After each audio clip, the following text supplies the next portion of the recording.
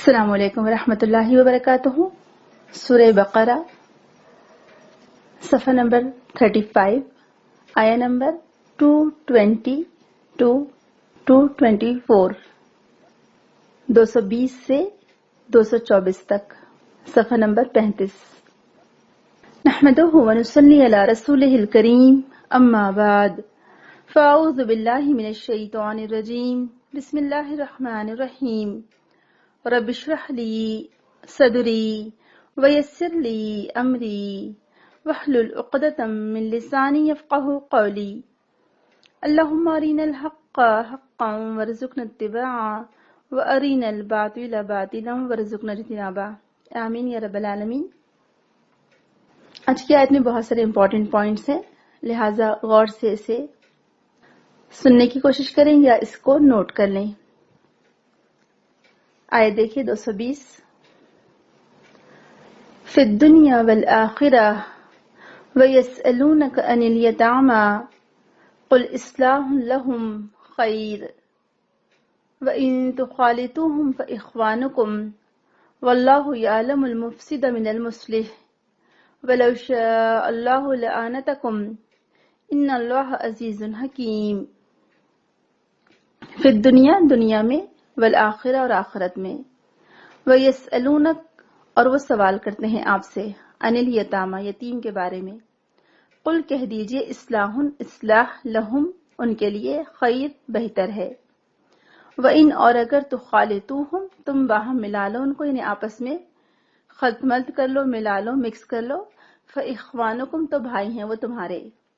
واللہ اور اللہ تعالیٰ یعلم وہ جانتا ہے، المفسد فساد کرنے والے کو، من المصلح اصلاح کرنے والے سے، ولو شاء اللہ اور اگر چاہتا اللہ لأعنتکم البتہ مشقت میں ڈالتا تم کو، ان اللہ بے شک اللہ تعالیٰ عزیز زبردست ہے، حکیم حکمت والا ہے۔ دونوں کے بارے میں غور و فکر کرو، یعنی دنیا اور آخرت کے بارے میں غور و فکر کرو، اور وہ آپ سے سوال کرتے ہیں یتیموں کے بارے میں، پوچھتے ہیں کہ یتیموں کے بارے میں کیا احکام ہے، ان سے کہیے کہ ان کی اصلاح کا طریقہ اختیار کرنا ہی بہتر ہے، اور اگر انہیں اپنے گھر میں اپنے ساتھ ہی رکھ لو تو آخر وہ تمہارے ہی بھائی ہیں، اور اللہ تعالیٰ اصلاح کرنے والے اور بگاڑ کرنے والے یعنی دونوں کو خوب جانتا ہے، جو یتیم کا مال کھانے والے ہیں یا اسے فائدہ پہنچانے والے ہیں، اور اگر اللہ تعالیٰ چاہتا تو اس معاملے میں تم پر سختی بھی کر سکتا تھا، بے شک اللہ تعالیٰ صاحب اختیار اور حکمت والا ہے۔ یہ آیت دراصل صحابہ کرام کے سوال کرنے پر نازل ہوئی۔ اس سے پہلے یتیموں کے تعلق سے دو قسم کے احکام نازل ہو گئے تھے۔ ایک تو یہ تھا کہ یتیموں کے مال کے قریب بھی نہ جاؤ، اور دوسری آیت یہ تھی کہ جو لوگ یتیموں کا مال کھاتے ہیں وہ اپنے پیٹ آگ سے بھرتے ہیں۔ اب یہ دونوں آیات دراصل بہت زیادہ ڈرا دینے والی تھیں، تو جب صحابہ کرام رضی اللہ عنہم کے سامنے یہ مسئلہ پیش آیا کہ ان کے درمیان میں جو یتیم بچے تھے ان کی کفالت کیسے کریں، ان کی سرپرستی کیسے کریں، اب ظاہر سی بات ہے جو یتیم بچے تھے ان کا مال وغیرہ صحابہ کے پاس آ گیا تھا، اور وہ ان کی دیکھ بھال کرتے تھے، ان کو ٹیک کیئر کرتے تھے یا ان کا خیال رکھتے تھے، تو وہ ڈرنے لگے کہ اب اگر ہم ایک ایک پیسے کا حساب الگ الگ رکھیں اور ان کا الگ حساب رکھیں، ان کا کھانا پکانا الگ ہو اور ہمارا کھانا پکانا الگ ہو، تو اب سوچے کتنی مشکل پیش آتی، اور صحابہ کرام ڈر کر ایسا ہی کرنے لگے تھے، ان کو اتنا ڈر لگتا تھا، اور بلکہ بعض صحابہ کرام تو یتیم کی کفالت سے ڈر کی وجہ سے کترانے لگے تھے کہ اگر یتیم کے مال کی وجہ سے اتنا زیادہ اس کے بارے میں وعید آئی ہے تو بہتر ہے کہ ہم اس میں انوالو ہی نہ ہوں، کہ ہم یتیم کی کفالت ہی نہ کریں، کیونکہ اگر ہم یتیم کی کفالت کرتے ہیں تو ہو سکتا ہے اس کا مال ہمارے مال میں مل جائے، اور ہمارے مال میں جب مل جائے گا تو اللہ تعالیٰ نے فرمایا کہ جو لوگ یتیم کا مال کھاتے ہیں وہ اپنے پیٹ آگ سے بھرتے ہیں، تو لہٰذا صحابہ ڈر گئے، اور انہیں لگا کہ اگر ہم یتیم کا مال مکس کر لیتے ہیں ہمارے اس میں اور تھوڑا بہت بھی ہمارے وہ استعمال میں آ جاتا ہے تو ہم تو جہنم کے مستحق بن رہے ہیں، لہٰذا وہ پیچھے ہٹ گئے۔ تو اسی لیے اللہ سبحانہ وتعالیٰ نے یہاں پر یہ آیت نازل فرما کر ان کو آسانی فراہم کر دی، صحابہ کرام کو، کہ تم آپس میں تخالطوہم کا لفظ آئے یہاں پر، خلطہ ہوتا ہے خو لام توا، خلط ملط کر لینا، یہ بھی لفظ ہم اردو میں کہتے ہیں مکس کر لینا، جیسے کہ آٹے میں نمک ہم مکس کرتے ہیں، یا کوئی بھی چیز جب ہم باہم جو دو چیزوں کو ملا دیا جاتا ہے، مکس ہو جاتی ہے جب چیزیں، تو اس کو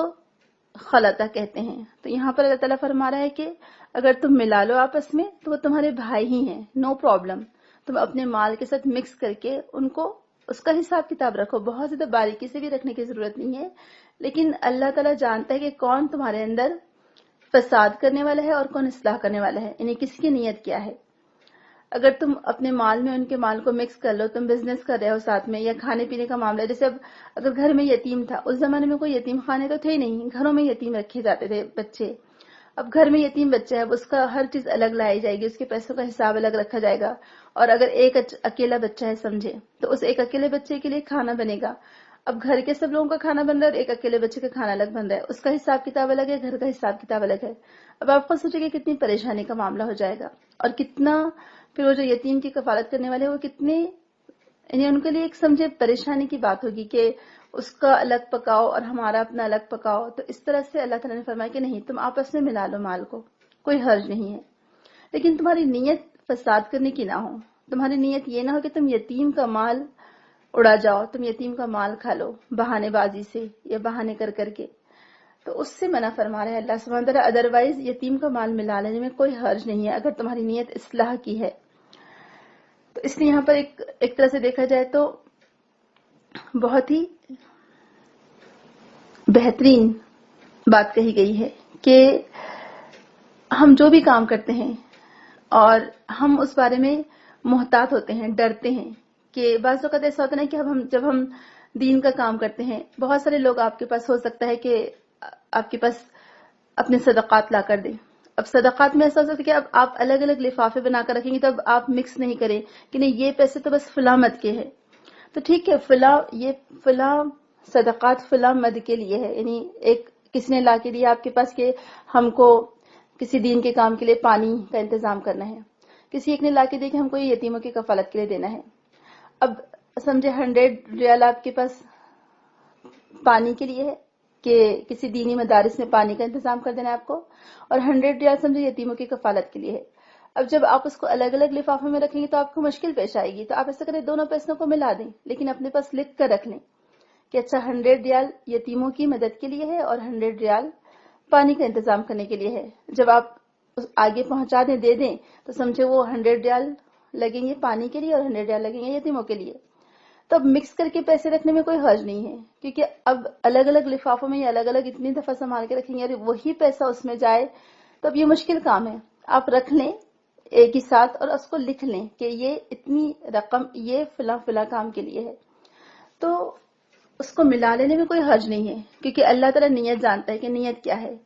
تو یہاں پر اللہ تعالیٰ وہی فرما رہے ہیں کہ اللہ تعالیٰ ایک مفسد کو اور ایک مصلح کو، جو اصلاح کرنے والا ہے، دونوں کو جانتا ہے، دونوں کی نیتوں کا حال جانتا ہے، لہٰذا اگر تم ساتھ میں ملا کر رکھو تو بھی کوئی حرج نہیں ہے۔ تو ایکچولی یہاں پر یتیموں کی تربیت اور ان کی خیر خواہی کی بات کی گئی ہے کہ یتیموں کی تربیت معاشرے کے جو لوگ ہیں، سرپرست ہیں، جو معاشرے کے اچھے لوگ ہیں، ان کے ذمے ہیں، اور ان کی تربیت اور ان کی خیر خواہی کرنا یہ ایک مسلمان مومن کی ذمہ داری ہے۔ تو صحابہ کرام چونکہ پہلی 2 آیات کی وجہ سے ڈر گئے تھے کہ ایک میں تو یہ حکم تھا کہ یتیموں کے مال کے قریب بھی نہ جاؤ، اور دوسرا یہ حکم تھا کہ جو لوگ یتیموں کا مال کھاتے ہیں وہ اپنے پیٹ میں آگ بھرتے ہیں، تو اسی لیے صحابہ کرام بہت محتاط ہو گئے تھے اور ان کے اور اپنے مال بالکل الگ الگ کر دیے تھے، ان کا کھانا پینا، ان کی ضروریات۔ لیکن بعض اس وجہ سے یتیموں کا نقصان بھی ہو سکتا تھا یا ہوتا تھا، جیسے آپ دیکھیں کہ آپ اگر سب چیزیں ملا کر لے کر آئیں، یعنی بلک میں اگر آپ سامان خریدیں تو آپ کو چیپ داموں میں پڑ جائے گا، وہ سستا پڑ جائے گا، لیکن آپ اگر ایک ایک چیز خریدتے ہیں تو وہ آپ کو مہنگا پڑے گا۔ تو بعض اوقات یتیموں کا اس میں نقصان بھی ہو جاتا تھا،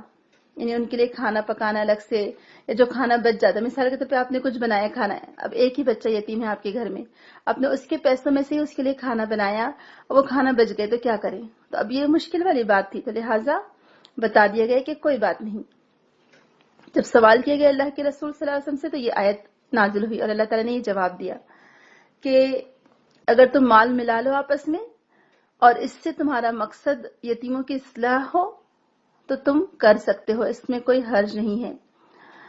اور اگر تم الگ الگ رکھنا چاہتے ہو تمہارے لیے آسانی ہے تو تم الگ الگ رکھو، اور اگر تم ملانا چاہتے ہو تو آخر وہ تمہارے دینی بھائی ہی ہیں، یعنی تم ان کا مال اپنے مال میں ملا سکتے ہو یا الگ کر سکتے ہو، یا کچھ مال ملا لو یا بعض حالتوں میں ان کا مال الگ کر دو، ہر صورت میں درست ہے۔ بس تمہیں دیکھنا یہ چاہیے کہ تمہاری اپنی نیت خیر پر مبنی ہو، یتیم کی بھلائی تمہارے نظر میں ہو، اور اللہ تعالیٰ تو نیتوں کا حال جانتا ہے، اور اللہ تعالیٰ نے یہ پابندیاں تم پر سے ہٹا دی ہیں، یعنی وہ سختی کر سکتا تھا اللہ تعالیٰ، اگر اللہ تعالیٰ چاہتا تو کہہ سکتا تھا کہ نہیں تم لوگ الگ الگ ہی رکھو مال، ایک ایک پائی کا حساب رکھو، لیکن یہ مشکل ہو جاتی، لہٰذا یہ سبحان اللہ، یہ اللہ سبحانہ تعالیٰ کی حکمت اور رحمت ہے کہ اس نے تمہیں اس صورت سے آزاد کر دیا، تمہارے لیے آسانی فراہم کر دی۔ اور یہاں پر لعنتکم کا جو مطلب ہے وہ بھی ہم دیکھ لیتے ہیں۔ اب دیکھیے قرآن میں جو ہے الگ الگ الفاظ آئے ہیں، اور بعض دفعہ ایک ہی معنی کے الفاظ ایک ہی معنی ہوتے ہیں لیکن اس کے لیے الفاظ الگ آئے ہیں، اور بعض اوقات جو الفاظ آئے ہیں اس کے معنی الگ الگ ہیں، یا بعض اوقات الفاظ الگ الگ ہیں، جیسے کہ یہاں پر لعنتکم کا لفظ آیا ہے، اور قرآن میں یہ الگ اور دوسری جگہ بھی آیا ہے، جیسے ایک جگہ آتا ہے قرآن میں یا ایھا الذین آمنوا لا تتخذوا بطانۃ من دونکم لا یعلونکم خبالا ودوا ما عنتم، اے ایمان والو کسی غیر مذہب کے آدمی کو اپنا رازدار نہ بناؤ، یہ لوگ تمہاری خرابی اور فتنہ انگیزی کرنے میں کسی قسم کی کوتاہی نہیں کرتے، اور چاہتے کہ جس طرح ہو تمہیں تکلیف پہنچے۔ تو تکلیف کے معنی میں آیا، تو اس کا معنی ہوتا ہے انتا، عین نون تا سے ہے، یہ روٹ ورڈ اس کا انتا، ایسی تکلیف پانا جس میں ہلاکت کا اندیشہ ہو۔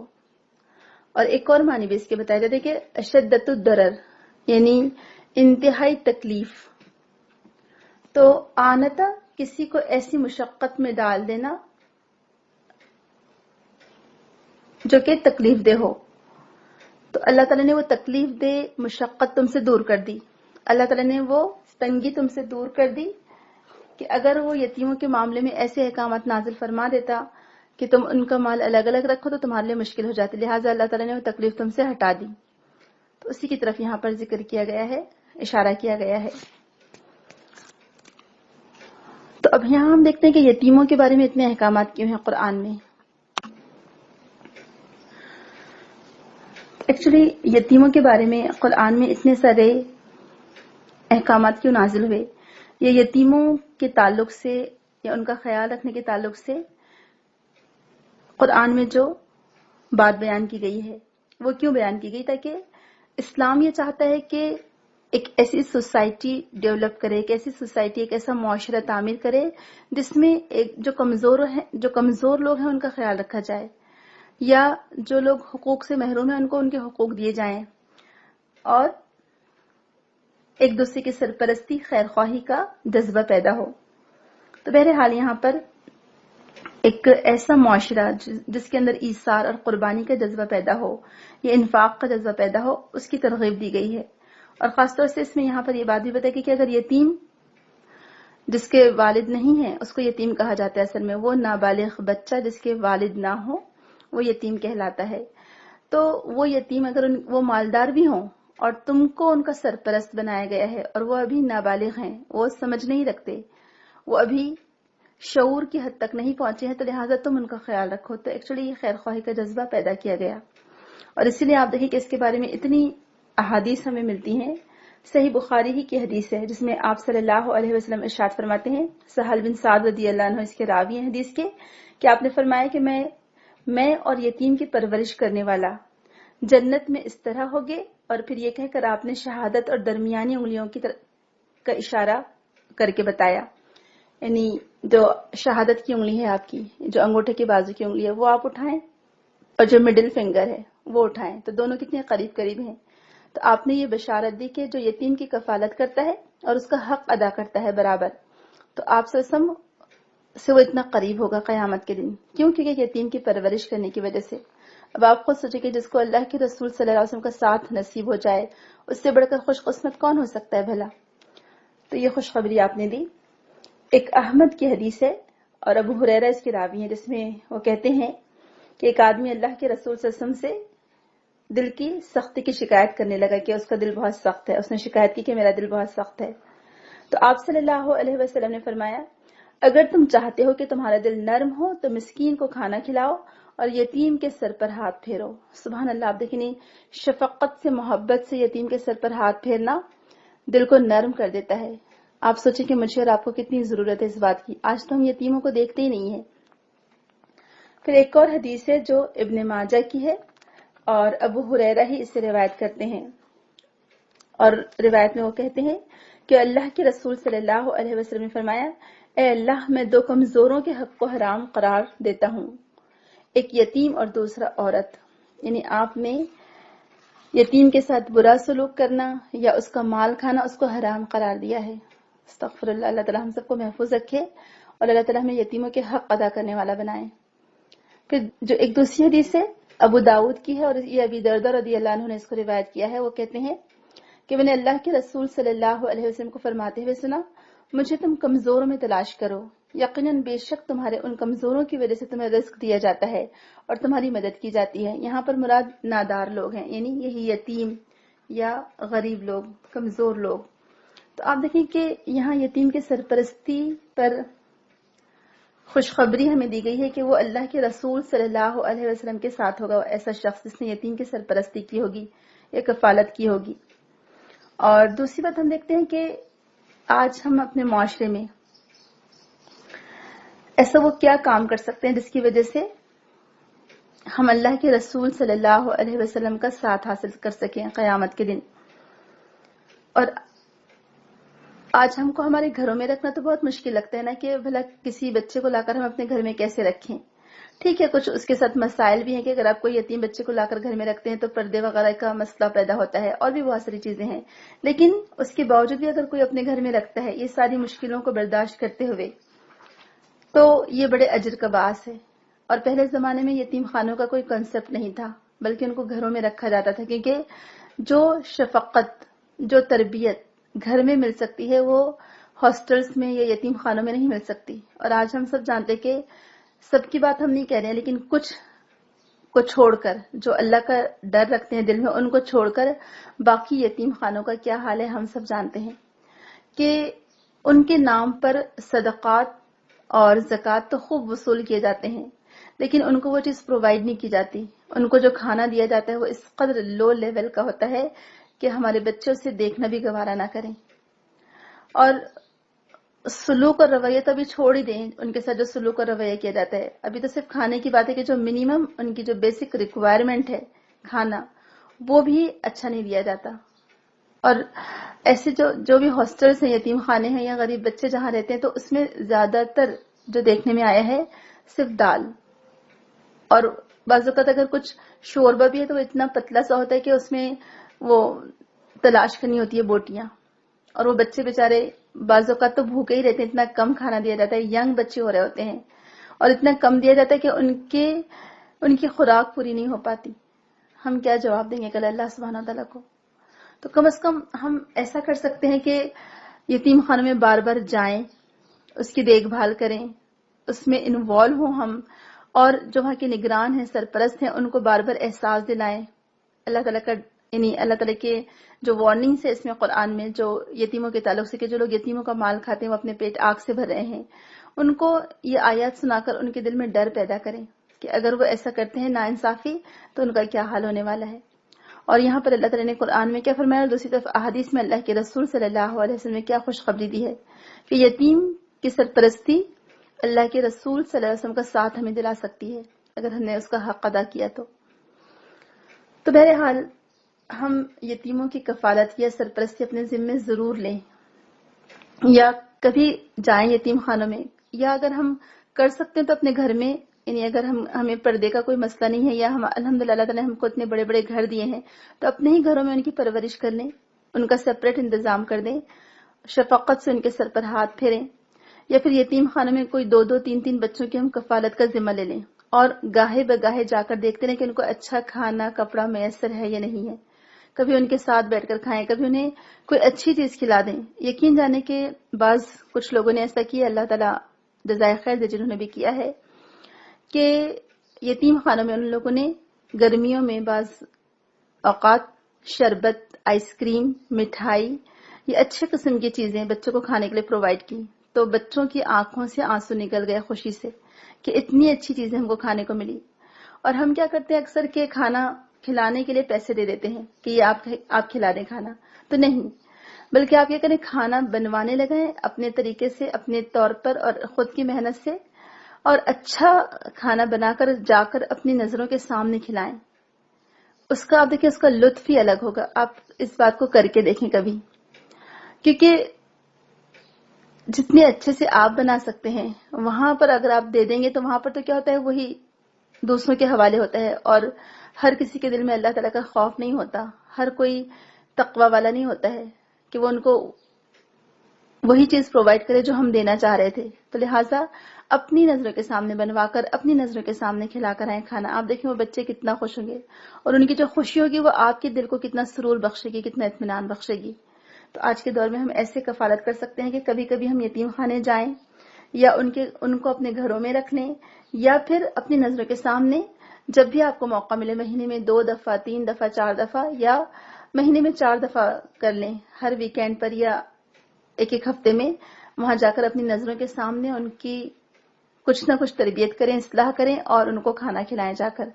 اللہ تعالیٰ ہمیں توفیق دے تاکہ ہمارے معاشرے میں یعنی ہم یہ خیر کا کام کر سکیں تاکہ ہمارے معاشرے میں خیر اور بھلائی پھیلے انشاءاللہ. آمین. اب آگے دیکھیے، وَلَا تَنكِحُوا الْمُشْرِكَاتِ حَتَّى يُؤْمِنَّ وَلَأَمَةٌ مُؤْمِنَةٌ خَيْرٌ مِّن مُشْرِكَةٍ وَلَوْ أَعْجَبَتْكُمْ وَلَا تُنكِحُوا الْمُشْرِكِينَ حَتَّى يُؤْمِنُوا وَلَعَبْدٌ مُؤْمِنٌ خَيْرٌ مِّن مُشْرِكٍ وَلَوْ أَعْجَبَكُمْ أُولَٰئِكَ يَدْعُونَ إِلَى النَّارِ وَاللَّهُ يَدْعُو إِلَى الْجَنَّةِ وَالْمَغْفِرَةِ بِإِذْنِهِ وَيُبَيِّنُ آيَاتِهِ لِلنَّاسِ لَعَلَّهُمْ يَتَذَكَّرُونَ. ترجمہ دیکھیے، ولا اور نہ تنکحو تم نکاح کرو، المشرکات مشرک عورتوں سے، حتی یہاں تک کہ یؤمن وہ ایمان لائیں، ولامتن اور البتہ کنیز، مؤمنتن مومنہ خیر بہتر ہے، من مشرکہ مشرک عورت سے، ولو اعجبتکم اور اگرچہ وہ اچھی لگے تم کو، ولا تنکحو اور نہ تم نکاح میں دو، المشرکین مشرکوں کا، حتی یہاں تک کہ یؤمن وہ ایمان لائیں، ولعبد اور البتہ غلام مومن خیر بہتر ہے، من مشرک سے، ولو اگرچہ اعجبکم وہ اچھا لگے تم کو، اولئک وہ لوگ یدعون وہ بلاتے ہیں الی النار طرف آگ کے، واللہ اور اللہ تعالی یدعو وہ بلاتا ہے الی الجنہ طرف جنت کے، والمغفرہ اور مغفرت کے، باذن ساتھ اجازت کے اپنی، ویبین اور وہ واضح فرماتا ہے آیاتہ اپنی آیات، للناس لوگوں کے لیے، لعلہم تاکہ وہ یتذکرون وہ نصیحت حاصل کریں. روانی والا ترجمہ دیکھیے، اور مشرک عورتوں سے اس وقت تک نکاح نہ کرو جب تک کہ وہ ایمان نہ لے آئیں. ایک مومن کنیز آزاد مشرکہ سے بہتر ہے، خواہ وہ تمہیں بہت پسند ہو. اور مشرک مردوں سے بھی اپنی عورتوں کا نکاح نہ کرو جب تک کہ وہ ایمان نہ لے آئیں. ایک مومن غلام آزاد مشرک سے بہتر ہے، خواہ تمہیں وہ اچھا ہی لگے. یہ مشرک لوگ تو تمہیں دوزخ کی طرف بلاتے ہیں، جبکہ اللہ تعالیٰ اپنے اذن سے تمہیں جنت اور مغفرت کی طرف بلاتا ہے. اللہ تعالیٰ اپنے احکام اسی انداز سے کھول کھول کر لوگوں کے لیے بیان کرتا ہے تاکہ وہ نصیحت قبول کریں. اب یہاں پر دراصل مومن عورت چاہے وہ کنیز ہی کیوں نہ ہو اس کی تعریف کی گئی کہ اس کے ایمان کی وجہ سے، اور مومن غلام اس کی تعریف کی گئی ہے اس کے ایمان کی وجہ سے. اور اللہ سبحانہ وتعالی یہاں پر بتانا چاہ رہے ہیں کہ مشرک لوگ چاہے وہ تمہیں کتنے بھی اچھے لگیں، چاہے وہ عورت ہو چاہے وہ مرد ہو، لیکن وہ تمہیں آگ کی طرف بلاتے ہیں. اگر تم ان سے نکاح کرو گے تو وہ تمہیں آگ کی طرف لے جائیں گے. اور اگر تم ایک مومن کنیز ہی کیوں نہ ہو، یعنی ایک کمزور طبقے سے کیوں نہ تعلق رکھتی ہو ایک عورت یا لڑکی، یا ایک مرد کمزور طبقے سے کیوں نہ تعلق رکھتا ہو جبکہ وہ مومن ہو، تو وہ زیادہ بہتر ہے بنسبت ایک مشرک یا مشرکہ کے. کیوں؟ اگر تم مشرک یا مشرکہ سے نکاح کرو گے تو وہ تمہیں آگ کی طرف لے جائیں گے, دوزخ کی طرف لے جائیں گے, کیونکہ ظاہر سی بات ہے وہ اسلام کو فالو تو نہیں کرنے دیں گے. تو اسی لیے اللہ سبحانہ وتعالی یہاں پر واضح اور دو ٹوک انداز میں بات فرما دی کہ مومن عورت سے ہی نکاح کر سکتے ہیں مومن مرد, یا مومن مردوں سے ہی نکاح کر سکتی ہیں مومن عورتیں. مشرکوں سے نکاح حرام ہے, منع ہے. وہ نکاح ہی نہیں ہے. یعنی اگر کوئی نان مسلم سے کوئی مسلمان نکاح کرتا ہے تو یہ جائز نہیں ہے. کیوں؟ وہ نکاح ہی نہیں ہوگا ایک تو پہلی بات, کیونکہ اللہ سبحانہ وتعالی نے منع فرما دیا ہے. تو اب یہاں پر ایکچولی اگر کوئی لوگ اس طرح سے کام کر لیتے ہیں, ہم سب جانتے ہیں, ہماری نظروں کے سامنے ایسی بہت ساری مثالیں, آپ نے خود دیکھا ہوگا کہ جو لوگ اس بیس پر شادی کر لیتے ہیں یا یہ اس طرح سے کمپرومائز کرتے ہیں کہ تم تمہارے دین پر رہنا اور ہم ہمارے دین پر رہیں گے, لیکن جب بچے پیدا ہوتے تو سب سے پہلے مشکل پیش آتی کہ نام کیا رکھیں. اب عورت کہتی ہے کہ اس کا اگر نان مسلم عورت تھی تو وہ نان مسلم نام رکھنا چاہتی ہے, مرد مسلمان تھا تو وہ مسلم نام رکھنا چاہتا ہے, اور وہیں سے کھینچتانی شروع ہو جاتی ہے. چلے نام ہو جاتا ہے, اب ایسا کوئی نام رکھتے کہ جو دونوں مذہبوں میں ہوں, یعنی نہ ہندو نہ مسلم. جیسے کچھ لوگ ایسے نام رکھتے ہیں جو ہندو میں بہت زیادہ ہوتے ہیں, جیسے نیتا وغیرہ ہے, یا ایسے کوئی نام جس کا واضح مطلب نہیں ہے کوئی. تو بہرحال ناموں پر کھینچتانی ہوتی ہے. اس کے بعد پھر پرورش اور تربیت اور اسکول پر بات آتی ہے. اگر بیوی مشرکہ ہے تو وہ کہتی ہے کہ ایسے اسکول میں ڈالا جائے جو نان مسلم اسکولز ہوں, جس میں وہ تعلیم زیادہ دی جاتی ہو. اور مسلمان مرد کہتا ہے کہ وہ اسلامی کوئی مسلم اسکول میں ڈالے, اور پھر یہاں سے پرابلمز شروع ہو جاتی ہیں. بہرحال تو اسی لیے منع کیا جا رہا ہے کہ زندگی میں عورت اور مرد کا تعلق صرف شہوانی تعلق نہیں ہوتا, یعنی بس آپس کا جو ازدواجی تعلق ہے وہ تعلق نہیں ہوتا, بلکہ شادی کے جو اثرات ہیں وہ بہت دور رس ہوتے ہیں. جب دو لوگ ملتے ہیں, ایک مرد اور ایک عورت, تو ایکچولی وہ ایک خاندان کی بنیاد رکھتے ہیں. ایک دوسرے کے ساتھ ان کو چونکہ رہنا ہوتا ہے تو ایک دوسرے کے اخلاق, ایک دوسرے کے خیالات وہ بہت گہرا اثر چھوڑتے ہیں. تو اسی بنا پر کہا جا رہا ہے کہ بظاہر تمہیں کوئی چیز بہت اچھی لگے, ایک ہو سکتا ہے مشرک عورت ہو, بہت خوبصورت ہو, لیکن ایک مومن عورت اس سے بہتر ہوگی. کیوں؟ کیونکہ اس کے جو نتائج ہیں, جو اس کے اثرات ہیں, جو اس کا رزلٹ نکلے گا ایک مشرک عورت سے نکاح کا, وہ بہت خطرناک نکلے گا. وہ تمہیں آگ کی طرف لے جائے گا اور ہو سکتا ہے تمہاری دنیا بھی برباد کر دے. لہٰذا بہتر کیا ہے کہ ایک مومن کنیز سے تم شادی کر لو بنسبت ایک مشرک آزاد عورت سے. تو اگر ایک مثال کے طور پر اگر ایک مومن مشرکہ سے نکاح کرتا ہے, تو اگر وہ مومن اپنے ایمان میں پختہ ہو, مضبوط ہو, علم میں بیوی سے اونچا ہو, تو وہ اگر اس کا ہولڈ زیادہ ہو تو وہ اپنی بیوی کی اصلاح پھر بھی کر سکتا ہے. لیکن ایک عورت تو کمزور ہوتی ہے, تو عورت کا تو نکاح بالکل بھی نہیں. اس لیے یہاں کہا کہ نہ تم نکاح کر کے دو اپنی عورتوں کا. اس لیے آپ دیکھیں کہ عورت کے لیے نکاح کر کے دینے کی بات آئی ہے, نکاح کرنے کی بات نہیں آئی ہے. تو عورت اپنی مرضی سے آزاد نہیں ہے, اس کے ولی کا ہونا ضروری ہے پہلی بات تو نکاح میں. تو آپ خود دیکھیں کہ آج ہمارے یہاں پر جو معاملات چلتے ہیں کہ کوئی لڑکی ہے کالج میں کوئی نان مسلم لڑکے سے دوستی ہو گئی اور آخرکار پھر نوبت شادی تک آ گئی, اور پھر وہ دونوں اپنی آزاد مرضی سے جا کر شادی کر لیتے ہیں, کورٹ میرج کر لیتے ہیں, اور لڑکی کے کوئی ولی سرپرست ساتھ میں نہیں ہوتے. تو لڑکی اپنا نکاح خود نہیں کر سکتی, بلکہ لڑکی کا نکاح کر کے دینا ہوتا ہے.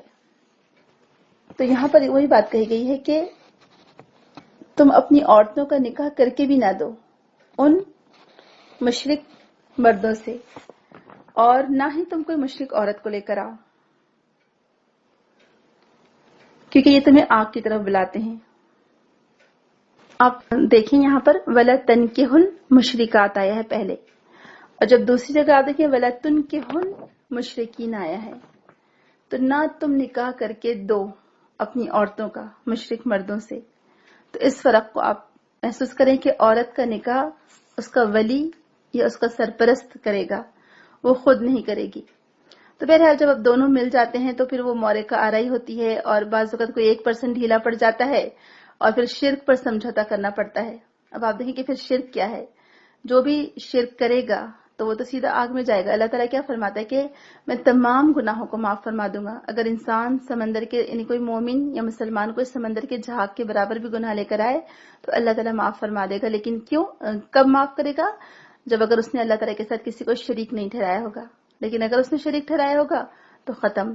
ایسی آج ہماری نظروں کے سامنے کئی مثالیں ہیں کہ ایک مسلمان لڑکی کا نکاح ہوا، یعنی شادی ہوئی کسی غیر مسلم مرد سے، نان مسلم سے، اور اب آج وہ لڑکی اتنا اس کو فورس کیا گیا کہ آج وہ لڑکی اپنے ہسبینڈ کے ساتھ مندر جاتی ہے پوجا کرنے. آپ سوچیں کتنا یعنی ایک طرح سے ٹھٹرا دینے والی بات ہے، یہ ایک ڈرا دینے والی بات ہے کہ رونگٹے سے کھڑے ہو جاتے ہیں. اللہ نہ کرے کہ ہماری بچیاں ایسے جائیں غیر مسلموں کے پاس. اور لیکن یہ ایک حقیقت ہے، فیکٹ ہے یہ کہ آج ہماری مسلمان لڑکیاں خود ایک طرح سے بھاگی اور دوڑی چلی جا رہی ہیں. ایکچولی باہر سے ایک تو یعنی پری پلان یہ کام ہو رہے ہیں، اور اسپیشلی یعنی مسلمان لڑکیوں کو کیچ کرنے کے لیے لوگوں کو میدان میں لایا گیا ہے کہ تم مسلمان لڑکیوں کو اس طرح سے کیپچر کرو، اس طرح سے تم ان کی ذہن سازی کرو کہ وہ تمہارے انڈر آ جائیں. اور پھر وہ مسلمان لڑکیاں بے وقوفی کہیں گے ایسی لڑکیوں کو کہ جو نان مسلمز کے بہکاوے میں آ کر اپنا دین، ایمان، اپنے والدین سب کچھ چھوڑ کے چلی جاتی ہیں. یعنی دنیا تو گئی ہی گئی، اپنے والدین کو بھی رسوائی میں ڈالا اور ساتھ میں اپنی آخرت بھی برباد کر لی. ہم کو سمجھانا چاہیے اپنے بچوں کو، اپنی جو ہماری نئی جنریشن آ رہی ہے انہیں خاص طور سے بٹھا کر سمجھانا چاہیے، جب خاص طور سے کالج میں جانے والی ہوتی ہیں لڑکیاں، جب مسلم نان مسلم ساتھ میں ہوتے ہیں، جب کو ایجوکیشن ہوتی ہے. بعض یعنی کچھ لوگ تو بالکل اس کے بارے میں ذرا بھی خیال نہیں رکھتے ہیں. اور یقین جانے کی جو رپورٹس ہیں، جو آتھینٹک رپورٹس ہیں جو لکھوائی گئی ہیں پولیس اسٹیشنز میں کہ کتنی مسلمان لڑکیوں نے نان مسلم لڑکوں سے نکاح کیا، یقین جانے اگر آپ وہ فگرز دیکھیں گے تو آپ حیران رہ جائیں گے. میں ابھی کی بات نہیں بتا رہی ہوں، آج سے تقریباً 8 یا 7 سال پہلے کی رپورٹ ہے یہ. اور آپ دیکھنا چاہیں تو دیکھ سکتے ہیں کہ صرف مہاراشٹر اسٹیٹ میں، صرف مہاراشٹر، اونلی مہاراشٹر اسٹیٹ میں جو پولیس اسٹیشنز میں جو رپورٹس لکھوائی گئیں مسلم لڑکیوں کی نان مسلم لڑکوں سے نکاح کی، شادی کی، کہا جاتا ہے کہ وہ یعنی 2 سے 3 سال کے اندر کی جو رپورٹس تھیں تو 10,000 شادیاں تھیں یعنی مسلمان لڑکیوں نے غیر مسلم لڑکوں سے کی تھی. آپ سوچیں، یعنی یہ فگر ہمیں حیران کر دیتا ہے. اور اگر ہم اس کو سوچیں کہ اچھا ٹھیک ہے یہ اس میں کچھ ملاوٹ ہے، جھوٹ ہے، پہلی بات تو یہ اخبار کی رپورٹ تھی اور پولیس اسٹیشن سے حاصل کی گئی تھی. تو یہ تو وہ رپورٹس تھیں جو پولیس اسٹیشنز میں لکھوائی گئیں رپورٹس. ایسے تو کئی واقعات ہوتے ہیں کہ شرما شرمی اور رسوائی کے ڈر سے والدین رپورٹس لکھواتے ہی نہیں ہیں، تو وہ کیس الگ سمجھیں. تو کتنے دکھ کی بات ہے نا کہ آج ہماری مسلمان لڑکیاں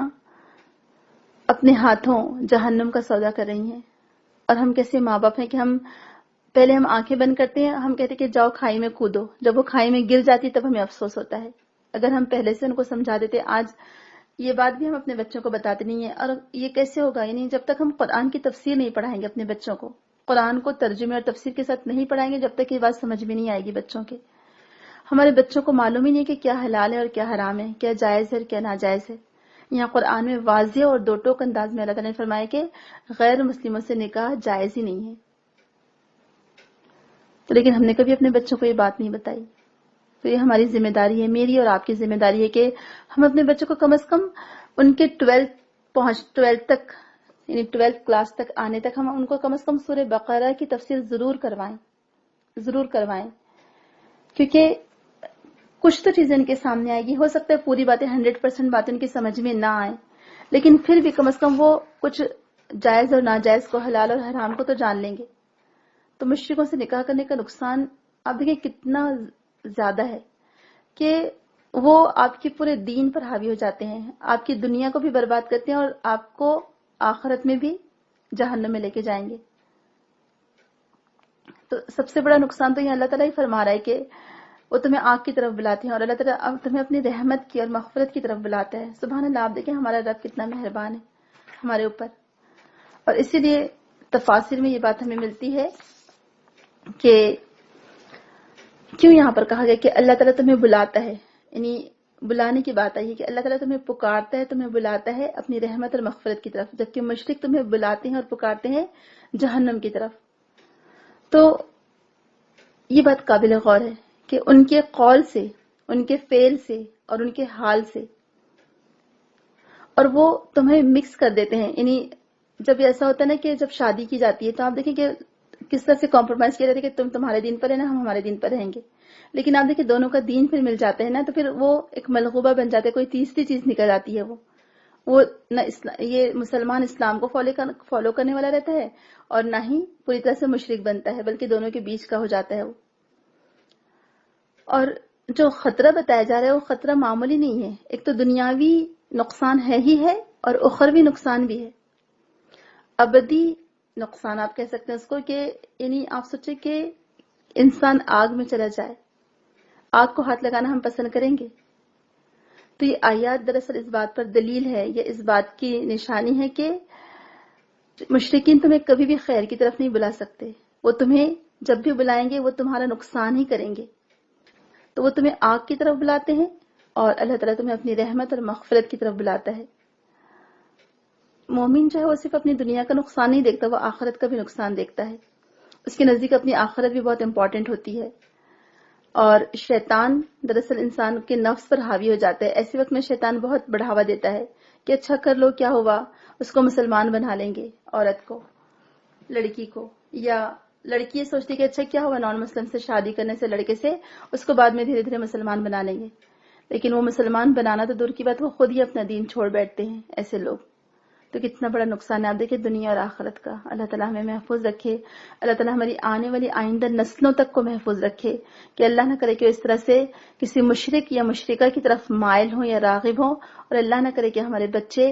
اس طرح سے اپنا کبھی دین چھوڑنے والے بنے۔ اللہ تعالیٰ ان کو ایمان پر ثابت قدم اور مضبوط رکھے، اور اس طرح کی بے راہ روی سے اور راستے سے بھٹکنے سے ہماری نوجوان نسل کو اللہ تعالیٰ بچائے رکھے اور محفوظ رکھے، آمین۔ اگلی آیت دیکھیے، وَيَسْأَلُونَكَ عَنِ الْمَحِيضِ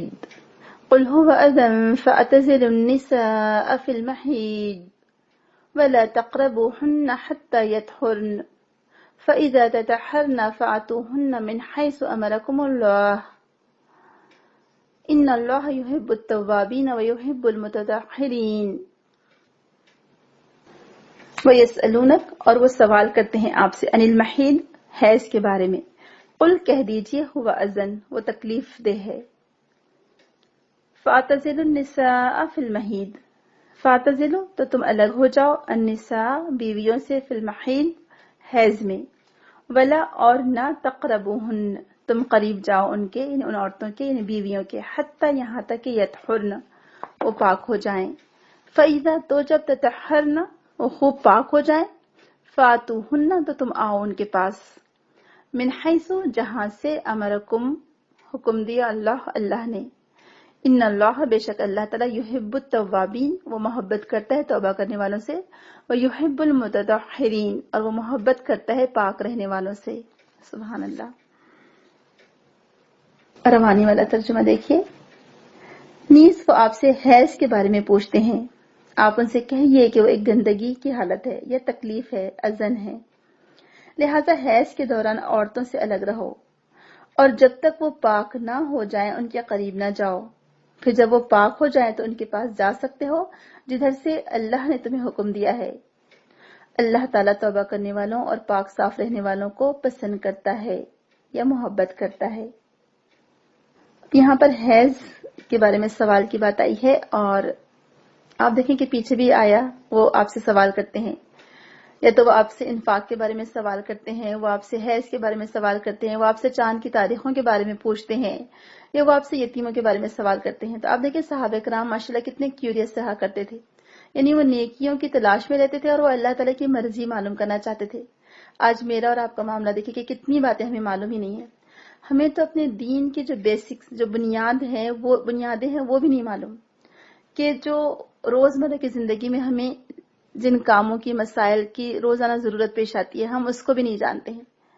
اور صحابہ کرام کتنے آگے آگے کی باتیں پوچھتے تھے ماشاءاللہ۔ آپ دیکھیں اس سے ان کے علم سے ان کی محبت، علم سے ان کا شوق، یعنی علم کے تعلق سے ان کے اندر جو شوق تھا وہ، اور کسی بھی مسائل کو جاننے کے بارے میں ان کے اندر جو طلب تھی وہ پتہ چلتا ہے کہ صحابہ کرام کیسے معلوم کرنا چاہتے تھے، اور وہ سوال کرتے تھے اس کی وجہ سے آپ سے بار بار، اسی لیے سوال کو نصف علم کہا گیا ہے، ہاف نالج، کیونکہ سوال کرنے سے آپ کو معلومات ہوگی۔ اور حدیث میں آتا ہے، آپ صلی اللہ علیہ وسلم نے فرمایا کہ لا علمی کا علاج جان لینے میں ہے، مسئلہ دریافت کر لینے میں ہے۔ ایک دفعہ کا ذکر ہے کہ ایک صحابی ان کو احتلام ہو گیا، یعنی وہ جو ویٹ ڈریم ہوتا ہے ان کو وہ پیش آ گئی حالت، اور وہ زخمی تھے، ان کے سر پر زخم آیا ہوا تھا کیونکہ وہ جہاز سے واپسی پر سفر کی بات ہے یہ۔ تو جب انہوں نے کہا کہ میں کیا کروں، انتہائی سردی کا موقع تھا، اور ڈیزرٹ کی سردی تو آپ کو معلوم ہے کتنی خطرناک ہوتی ہے، جو لوگ اس سے گزر چکے ہیں ان کو، جن کو واسطہ پڑا وہ جانتے ہوں گے۔ تو بہرحال وہ صحابی نے پوچھا کہ کیا کریں، کہ میرے سر میں زخم ہے اور انتہائی سردی کا موسم تھا اور ان کو احتلام ہو گیا۔ جب انہوں نے پوچھا تو لوگوں نے کہا کہ تمہیں تو غسل ہی کرنا پڑے گا نماز پڑھنے کے لیے، تو لہٰذا انتہائی سردی میں ان کو غسل کرنے لگایا گیا۔ جب انہوں نے غسل کیا تو ان کے سر کا زخم کہا جاتا ہے کھل گیا اور ان کی ڈیتھ واقع ہو گئی۔ یہ تو خیر اللہ کی طرف سے تھا، موت لکھی ہوئی ہوتی ہے، لیکن جب اللہ کے رسول صلی اللہ علیہ وسلم کو اس بات کی خبر ملی تو آپ افسردہ ہوئے، اور آپ نے کئی دفعہ کہا کہ تم نے اسے ہلاک کر دیا، تم نے اسے ہلاک کر دیا، تم نے اسے ہلاک کر دیا۔ لا علمی کا علاج مسئلہ دریافت کر لینے میں ہے، یعنی اگر تم پوچھ لیتے تو تمہیں بتا دیا جاتا کہ زخم کی حالت میں، سردی کی حالت میں ایسی سچویشن پیش آ جائے تو اس میں تیمم کر لینا بھی کافی ہے، غسل کرنا ضروری نہیں ہے زخم اگر ہو تو۔ تو بہرحال یہاں سے ہم کو سوال کی اہمیت کا پتہ چلتا ہے، تو جب بھی ہمیں کوئی بات نہیں معلوم ہے ہمیں سوال کر لینا چاہیے، لیکن ارریلیونٹ سوال اور کیلو کال کے لیے، حجت بازی کے لیے، جیسے شروع میں ہم نے پڑھا تھا کہ بنی اسرائیل نے گائے کو ذبح کرنے کے بارے میں پوچھا کہ وہ کیسی ہے، کیا ہے، کیوں ہے، بہت سے سوالات کیے تھے۔ تو نہ کرنے کے لیے، کیلو کال کے لیے، حجت بازی کے لیے سوال کرنا وہ ناپسندیدہ ہے، اور علم حاصل کرنے کے لیے، مسئلہ دریافت کرنے کے لیے، علم کے شوق کے لیے سوال کرنا وہ پسندیدہ ہے اور جائز ہے۔ تو بہرحال بار بار ہمیں سوال کا ذکر ملتا ہے قرآن میں کہ صحابہ آپ سے سوال کرتے تھے، اور پھر جب آپ جواب دینا چاہتے تو آپ کو اللہ تعالیٰ آپ کی رہنمائی فرماتا، اور بعض سوالات کے جوابات ڈائریکٹ قرآن میں دے دیے گئے اور بعض سوالات کے جوابات اللہ کے رسول نے خود دیے، لیکن وہ بھی آپ کو وحی کے ذریعے سے ہی بتایا گیا۔ تو اب یہاں پر حیض کے بارے میں سوال کیا گیا۔ حیض ایکچولی اگر آپ اس کی ڈیفینیشن دیکھیں گے تو حیض ہر مہینے عورت کو جو پیریڈ آتا ہے تو خون کا بہنا اور جاری ہونا، یہ حیض کی ڈیفینیشن ہے کہ ہر مہینے عورت کو خون کا بہنا یا جاری ہونا، یہ جو خون آتا ہے اس کو حیض کہا جاتا ہے، اور اس کی مدت اللہ کے رسول نے کچھ نہیں بتائی کہ جب حیض آئے اور جب حیض بند ہو، یہ کہا آپ نے، لیکن علماء کرام کے نزدیک اس کی زیادہ سے زیادہ مدت 9 دن یا 10 دن ہے، اور اس سے زیادہ نہیں ہے، اس کے بعد جو ہوگا وہ استحاضہ ہوگا۔ اب چونکہ ہم سب خواتین ہیں، ہم سب جانتی ہیں کہ سب سے زیادہ جو مسائل یا سوالات ہمیں درپیش ہوتے ہیں یا ہمارے اندر ایک جاننے کی طلب ہوتی ہے، وہ حیض سے ریلیٹڈ ہی ہوتے ہیں، کیونکہ ہر خاتون کو اس سے گزرنا ہوتا ہے، اور پھر چونکہ حیض میں بہت سارے کام منع بھی ہیں، تو لہٰذا یہ معلومات، اس کا جاننا ہمارے لیے بہت زیادہ ضروری ہے، اور اسی لیے طہارت کے مسائل اسپیشل ایک کورس بھی ہم نے اس کو ڈیزائن کیا ہے، کتاب ہے اقبال کیلانی صاحب کی، طہارت کے مسائل، اسی پر بیسڈ ہے وہ کورس، اس کے آڈیوز اور لیکچرز ہیں الحمدللہ، اس میں بہت ساری ڈیٹیل بتائی گئی ہیں۔ تو اب یہاں پر چونکہ مدینہ میں جب اللہ کے رسول صلی اللہ علیہ وسلم تشریف لائے ہجرت کر کے، تو وہاں پر اہل کتاب بھی تھے، اور اہل کتاب کو وہاں پر انصار نے دیکھا تھا کہ اہل کتاب حالت حیض میں عورت کو اچھوت بنا دیتے ہیں، جیسے آپ نے دیکھا ہوگا یہاں ہمارے یہاں ہندوستان میں برہمن یہ جو خالص ہندو ہوتے ہیں وہ لوگ کیا کرتے ہیں، ایون ہمارے پڑوس میں بھی اسی طرح کی ایک فیملی رہتی تھی، تو باقاعدہ الگ بستر، الگ گلاس، الگ پلیٹ، اور اس لڑکی کو، عورت کو گھر میں ایک الگ کونے میں، اگر دوسرا کمرہ ہوتا تو جو باہر جو ہوتی ہے، جیسے دالان ہوتے تھے پہلے، یہ چھپری کہا جاتا ہے جس کو، کہ جو باقاعدہ کمرہ نہیں ہوتا ہے، روم نہیں ہوتا ہے، تو اس جگہ اس کا بستر ڈال دیا جاتا تھا، اور وہ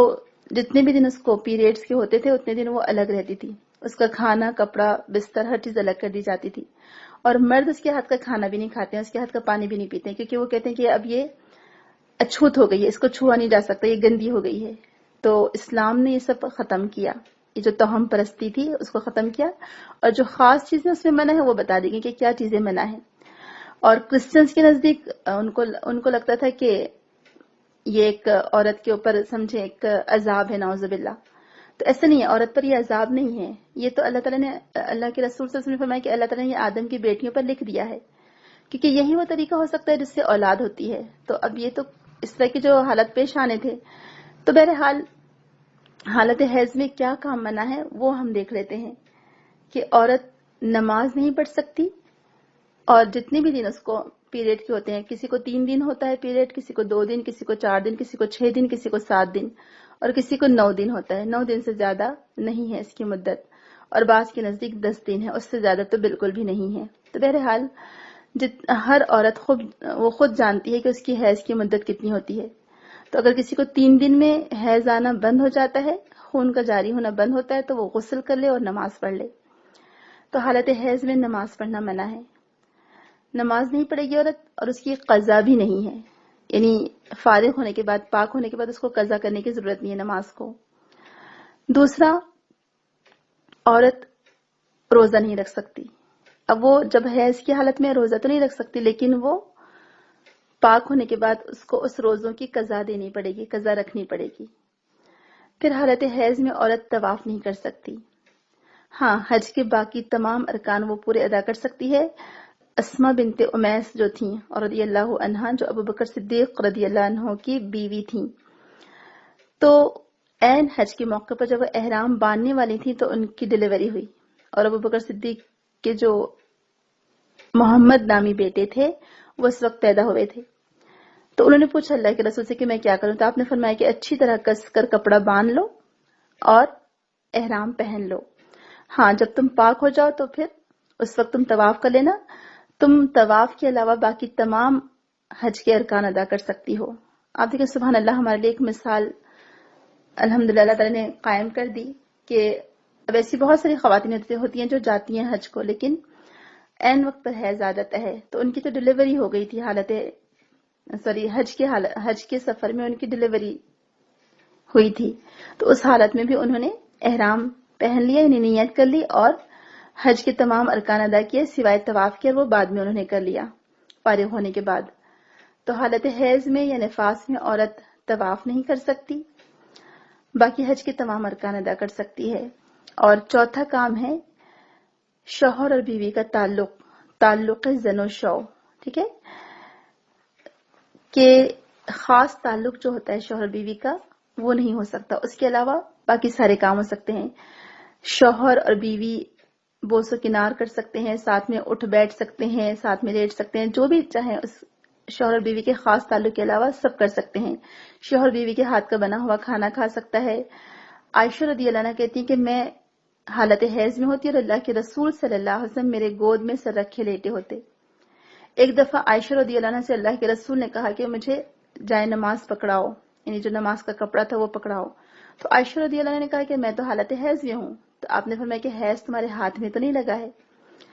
اور حیض میں ذکر و اذکار سب کچھ کیا جا سکتا ہے، ایون اگر آپ کو قرآن جتنا حفظ ہے قرآن کی تلاوت کی جا سکتی ہے، اور پڑھنے پڑھانے کے لیے، یعنی اگر آپ یا تو معلم ہیں یا آپ متعلم ہیں، یعنی آپ اگر اسٹوڈنٹ ہیں یا اگر آپ ٹیچر ہیں، تو ٹیچر کے لیے اور اسٹوڈنٹ کے لیے، طالب علم کے لیے بالکل اس کی اجازت ہے کہ وہ قرآن پڑھ سکتے ہیں حالت حیض میں، لیکن ڈائریکٹ ٹچ نہ کرے آیات کو، یہ کچھ مفسرین کا خیال ہے، ٹھیک ہے، یعنی وہ کسی گلوز کی مدد سے، کوئی کپڑے کی اوٹ یا آڑ سے قرآن پکڑ سکتے ہیں اور پڑھ سکتے ہیں، سیکھنے سکھانے کے لیے، حفظ کرنے کے لیے، اس میں کوئی حرج نہیں ہے۔ اور جو حفظ کیا ہوا قرآن ہے وہ تو نو ڈاؤٹ آپ حالت حیض میں بھی بالکل پڑھ سکتے ہیں کیونکہ زبان پاک ہے۔ بس اختلاف اس میں ہے کہ آپ ہاتھ میں مصحف لے کر بغیر کسی ریزن کے پڑھ سکتے ہیں نہیں پڑھ سکتے ہیں، تو اس میں بعض علماء کہتے ہیں کہ نہیں، حالت حیض میں قرآن پڑھنا دیکھ کر پڑھنا، یعنی جو آپ کو حفظ نہیں ہے، صرف اگر آپ ایسے ہی عبادت کے لیے پڑھ رہے ہیں تو وہ منع ہے، لیکن اگر آپ سیکھنے اور سکھانے کے لیے، اگر آپ ٹیچر ہیں یا آپ طالب علم ہیں، تو آپ اس صورت میں کسی کپڑے کی اوٹ سے یا آڑ سے پکڑ کر پڑھ سکتے ہیں۔ بہرحال یہ الگ الگ علماء کی رائے تھی جو آپ کے سامنے رکھ دی گئی، واللہ علم کہ کیا درست ہے اور کیا غلط ہے۔ اللہ تعالیٰ ہمیں صحیح بات کی توفیق دے اس کو قبول کرنے کی انشاءاللہ۔ بہرحال لیکن عائشہ رضی اللہ عنہ کی ایک اور حدیث ہے جس میں آپ فرماتی کہ اللہ کے رسول صلی اللہ علیہ وسلم ہر حال میں ذکر کرتے تھے، ہر حال میں۔ تو آپ خود دیکھ لیں کہ جب ہر حال میں ذکر کرتے تھے تو پھر اب عورت اگر حیض کی حالت میں اور وہ اس کے اختیار میں بھی نہیں ہے، اب اگر ایک عورت 6 دن 7 دن یا 8 دن قرآن سے دور رہے گی تو اس کا کیا حال ہو جائے گا، اور شیطان کیا اس کا حال کرے گا؟ تو بہرحال اپنی اپنی مرضی ہے، ہر کوئی اپنی مرضی میں آزاد ہے، جو چاہے قبول کر لے، یعنی دونوں آرا موجود ہے، چاہے تو یہ فتویٰ قبول کر لیں، چاہے تو وہ دوسری رائے قبول کر لیں۔ ہم لوگ اپنی جو ہماری مرضی میں اگر ہم کو جو زیادہ بہتر لگتا ہے وہ ہم کر سکتے ہیں۔ تو بہرحال یہ 4 کام تو آپ یاد رکھیں کہ یہ 4 کام کون سے منع ہے؟ نماز، روزہ، طواف، اور شوہر اور بیوی کا تعلق ہے زن و شو، اسپیشل تعلق، ٹھیک ہے۔ اور نماز کی قضا نہیں کرے گی عورت، لیکن روزے کی قضا کرے گی۔ جو روزے چھوٹ گئے تھے حیض کی حالت میں، اس کو بعد میں اسے کاؤنٹ کر کے رکھنا ہوگا، ادا کرنا ہوگا۔ اور اگر یہ بات پہلے معلوم نہیں تھی تو اب جب معلوم ہوئی ہے تو جب سے آپ کو حیض آیا تھا اس وقت سے لے کر اب تک کے روزے کاؤنٹ کریں کہ ہر سال کتنے روزے آپ کے چھوٹے ہوں گے حیض میں، تو اب اس کو 1 بائی 1 رکھنا شروع کر دیں۔ بہرحال اللہ تعالیٰ مدد فرمائے۔ تو کہا جا رہا ہے کہ وہ آپ سے حیض کے بارے میں سوال کرتے ہیں تو کہہ دو کہ حیض ایک اذن ہے، ایک تکلیف دہ کیفیت ہے۔ اگر آپ اس کو میڈیکلی پوائنٹ آف ویو سے دیکھیں گے تو بھی اس میں عورت تھوڑا سا چڑچڑی ہو جاتی ہے، کیونکہ اس کا پورا جو سسٹم ہے اندر کا وہ ایک چینج ہو جاتا ہے، اور یہ ہر خاتون خود محسوس کر سکتی ہے کہ حالت حیض میں اس کی حالت تھوڑی سی مختلف ہو جاتی ہے۔ تو اس لیے کہا گیا کہ وہ ایک تکلیف دہ کیفیت ہے۔ گندگی تو ہم نے، اذن کا مطلب گندگی نہیں ہوتا ہے، نجاست نہیں ہوتا ہے۔ ہاں، نجاست اس صورت میں ہو سکتا ہے کہ ایکچولی آپ اس کو یعنی ظاہری نجاست کہہ سکتے ہیں۔ پہلے شرک کی بات کی گئی جو کہ باطنی نجاست تھی، اس کے بعد ظاہری نجاست کی بات کی گئی ہے کہ حیض ایک تکلیف دہ کیفیت ہے، اور اس تکلیف دہ کیفیت میں تم عورت کے ساتھ وہ معاملہ یعنی جو تعلق زن و شو ہوتا ہے وہ نہیں کر سکتے۔ تم ایسی حالت میں تم عورتوں سے دور رہو، اور دور رہنے کا مطلب یہ نہیں کہ تم ان کو چھوؤ مت، کیونکہ صحابہ کرام اصل میں کنفیوز ہو گئے تھے کہ جو اہل کتاب تھے وہاں پر، وہ اہل کتاب عورتوں سے سیم وہی تعلق رکھتے تھے جیسے آج برہمن کرتے ہیں، کہ عورت کو انہوں نے اچھوت بنا دیا تھا، اور حالت حیض میں وہ عورت سے پانی بھی نہیں پیتے تھے اس کے ہاتھ سے۔ تو اب صحابہ کرام کنفیوز ہو گئے کہ یہ تو اہل کتاب ہے اور یہ تو حالت حیض میں عورت سے دور رہتے ہیں، تب ہم کیا کریں؟ تو ان کو بتایا گیا کہ نہیں، حالت حیض میں عورت سے صرف تعلق زن و شو یعنی جو خاص تعلق ہے عورت اور مرد کا وہ منع ہے، اس کے علاوہ سارے کام جائز ہیں۔ یعنی تم اس کے ہاتھ سے پانی پی سکتے ہو، کھانا کھا سکتے ہو، اس کے ساتھ بیٹھ سکتے ہو، لیٹ سکتے ہو، نو پرابلم۔ اللہ تعالیٰ فرما رہا ہے کہ تم حالت حیض میں عورتوں کے قریب نہ جاؤ جب تک کہ وہ پاک نہ ہو جائیں، اور یہاں پر پاک ہونے سے مراد حیض کا بند ہو جانا، اور دوسرا فَإِذَا تَطَهَّرْنَ، یہ دوسرا جو طہر ہے وہ پاک ہونا، مطلب غسل کرنا ہے۔ جب وہ پاک ہو جائیں تو تم آؤ ان کے پاس سے جہاں سے اللہ تعالیٰ نے تم کو حکم دیا ہے۔ اور یہ جو جہاں سے حکم دیا ہے تو اس کے بارے میں ہم کو 2 رائے ملتی ہیں۔ پہلی رائے یہ ہے کہ صحیح بخاری میں یہ بات موجود ہے اس آیت کی تفسیر میں، کہ یہودی کہا کرتے تھے کہ اگر کوئی شخص اپنی بیوی کے پاس اس کے پیچھے سے آئے تو بچہ بھینگا ہوتا ہے، یعنی جو آنکھیں جس میں تھوڑی ترچھی ہوتی ہیں۔ تو ان کے اس خیال کی تردید، یعنی ان کی جو رائے تھی، ان کا جو خیال تھا، اس کے ریجیکشن کے طور پر یہ آیت نازل ہوئی۔ یہ صحیح بخاری میں اور صحیح مسلم میں موجود ہے یہ تفسیر۔ اور دوسری ہمیں ملتی ہے بات کہ عمر رضی اللہ عنہ اللہ کے رسول کے پاس آ کر کہنے لگے کہ میں ہلاک ہو گیا۔ آپ صلی اللہ علیہ وسلم نے پوچھا کہ تجھے کس چیز نے ہلاک کیا؟ کہنے لگے میں نے آج اپنی سواری پھیر لی، یعنی بیوی کے بیک سے آئے۔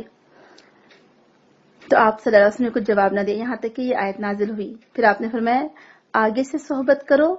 یا پیچھے سے، مگر دبر میں یا حیض کی حالت میں مجامعت نہ کرو۔ یہ حدیث ہمیں واضح طور پہ بتاتی ہے کہ عورت اور مرد کا جو شوہر اور بیوی کا تعلق ہوگا، تم کسی بھی پوزیشن سے آؤ بیوی کے پاس اپنے، لیکن جہاں اس کام کی وجہ سے بچہ پیدا ہو سکتا ہے بس وہیں سے آؤ، دوسری جگہ سے نہیں۔ دبر مطلب پیچھے کی جگہ کو کہتے ہیں۔ تو وہاں سے آپ نے مجامعت کرنے کو منع کیا، اور حیض کی حالت میں آپ نے اس سے منع کیا۔ تو اسی لیے جو آگے کی آیت آ رہی ہے وہ عورت کو جس میں کھیتی سے تشبیہ دی گئی ہے۔ ہمارا ٹائم آج چونکہ بہت زیادہ ہو گیا تو ہم یہیں تک اس کو کمپلیٹ کریں گے، یعنی آیت نمبر 222 تک انشاءاللہ۔ پھر یہ جو 2 آیتیں رہ جاتی ہیں ہماری، وہ ہم اس کو اگلی نشست میں مکمل کر لیں گے دونوں کو ملا کر۔ تو یہاں پر کہا جا رہا ہے کہ وہیں سے تم عورت کے پاس آؤ جہاں سے اللہ تعالیٰ نے تم کو حکم دیا ہے۔ تو اللہ تعالیٰ نے حکم کہاں سے دیا، اس کے بارے میں جو تفاسیر میں جو بات موجود ہے کہ اس اگلی آیت میں چونکہ بیوی کو کھیتی سے تشبیہ دی گئی ہے، تو یہاں یعنی مرد کو حکم دیا جا رہا ہے کہ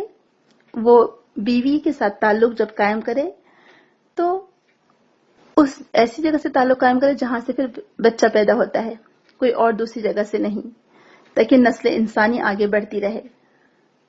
اور دوسرا جو کام ہے وہ اس کو منع کیا گیا ہے۔ تو بہرحال جہاں سے اللہ تعالیٰ نے تمہیں حکم دیا ہے وہیں سے آؤ، کیونکہ اللہ تعالیٰ کس کو پسند کرتا ہے؟ بہت توبہ کرنے والوں کو اور بہت زیادہ پاک رہنے والوں کو اللہ تعالیٰ پسند کرتا ہے۔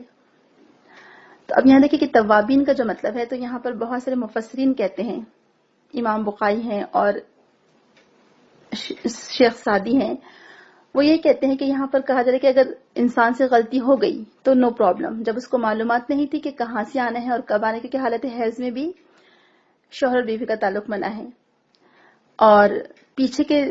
حصے میں کرنا وہ بھی منع ہے۔ تو اب یہاں پر اگر کسی سے غلطی ہو گئی تو وہ اللہ تعالیٰ سے خوب معافی مانگ لے، استغفار کر لے، کیونکہ اللہ تعالیٰ توبہ کرنے والوں کو پسند کرتا ہے۔ تو اگر یہ کام کسی سے ہو گیا ہے تو وہ توبہ کر لے اور پھر نیکی پر قائم رہے، کیونکہ اللہ تعالیٰ ایسے لوگوں کو پسند کرتا ہے جو پاک رہنے والے ہیں، کیونکہ یہ ایکچولی جو میاں بیوی کا تعلق ہے وہ پاکی کی حالت میں ہونا چاہیے، حیض کی حالت میں نہیں۔ تو اس لیے حیض کو ناپاکی کہا جاتا ہے، اور اس کو تکلیف دہ کیفیت سے عورت کو چونکہ گزرنا پڑتا ہے تو اس کو تکلیف کہا گیا، ازن تکلیف کہا گیا ہے، یعنی اذیت والا معاملہ ہوگا اگر کوئی ایسا کرتا ہے تو ایسی حالت میں۔ تو بہرحال یہ منع ہے، یہ کام، یہ 4 کام تو بالکل منع ہے عورت کو،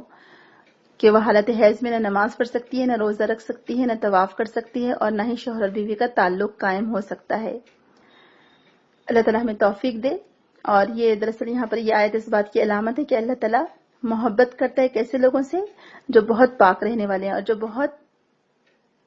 پاکیزگی اختیار کرنے والے ہیں۔ تو آج کی یہ آیت سے کیا پتہ چلا ہمیں، جو قابل عمل پوائنٹ ہے ہمارے لیے، کہ یتیم کی سرپرستی کی جائے اور اس کی کفالت کی جائے، یعنی اپنا دل بڑا کیا جائے اور کوئی نہ کوئی ایک یتیم کی کفالت ہم اپنے ذمے لے لیں، ٹھیک ہے۔ دوسری بات ہمیں پتہ چلتی ہے کہ اللہ سبحانہ وتعالیٰ ہمیں یہاں پر متنبہ کر رہے ہیں کہ مشرکین تمہیں آگ کی طرف بلاتے ہیں اور اللہ تعالیٰ تمہیں اپنی رحمت کی اور مغفرت کی طرف بلاتا ہے۔ تو یہاں ایکچولی اللہ تعالیٰ ہمیں وارن کر رہے ہیں کہ تم نہ جاؤ ادھر، مشرکوں کی طرف نہ جاؤ، بلکہ تم خیر کی طرف آؤ، شر کی طرف جانے کی بجائے تم خیر کی طرف آؤ۔ اور جب تم خیر کی طرف آؤ گے تو اس میں دونوں بھلائیاں جمع ہو جائے گی تمہارے لیے، دنیا کی بھی اور آخرت کی بھی۔ تو لہٰذا اللہ کی بات ماننی چاہیے۔ اور تیسرا جو قابل عمل پوائنٹ ہے کہ